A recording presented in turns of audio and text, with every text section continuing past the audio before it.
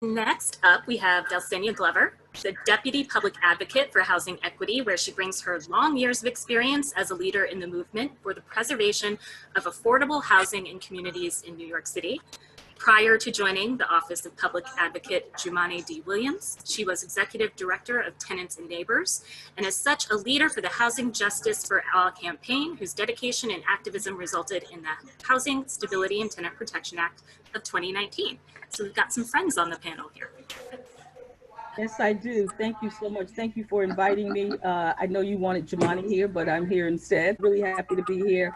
And so your question was, what are you excited about that's happening in the next couple of days?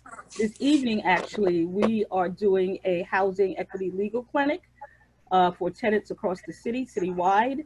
And so far, we have 125 folks participating, and we will be talking to tenants in individual rooms who are rent regulated, HUD, NYCHA, and Mitchell-Lama. So that's what I'm excited about this evening at 6 o'clock. After Assemblymember Carroll and Harvey, I don't know if I need to say a whole lot else. I agree with both of them. This is a time that it's time to do a reset and do things differently moving forward. I love the idea of folks from the arts being involved in political issues, et cetera. I know that what I can say on the city level is that the public advocate is looking into, I don't have language that I can share at this time, but looking into small businesses and things like loan relief and grant programs. I've been sitting here listening to all of the conversation, and I remember the AIDS crisis up close and personal. And well, not personal, but up close, because I worked in PR and I worked on AZT. And shout out, by the way, to Larry Kramer for acting up. And what I remember, yes, if you've never been in his presence, you really missed a wonderful thing. But what I remember was the fear was that, at least one of my fears, was losing the cultural community.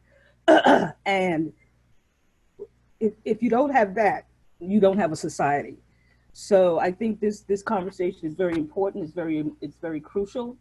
Jumaane is a performer. I am not, but I love theater. I have always loved theater. I've been around a long time. I remember going out to the public theater. I think the first thing I ever saw at the public theater was a play called For Colored Girls Who Have Considered Suicide When the Rainbow is Enough. And I have friends who are in theater, so this is personal for me also. That's pretty much what I have to say. It's like it's time to do a reset, do something different, and the Office of the Public Advocate is here to support you all the way. And of course, we are in full support of the Gianara Julie new bills for rent relief. Yeah.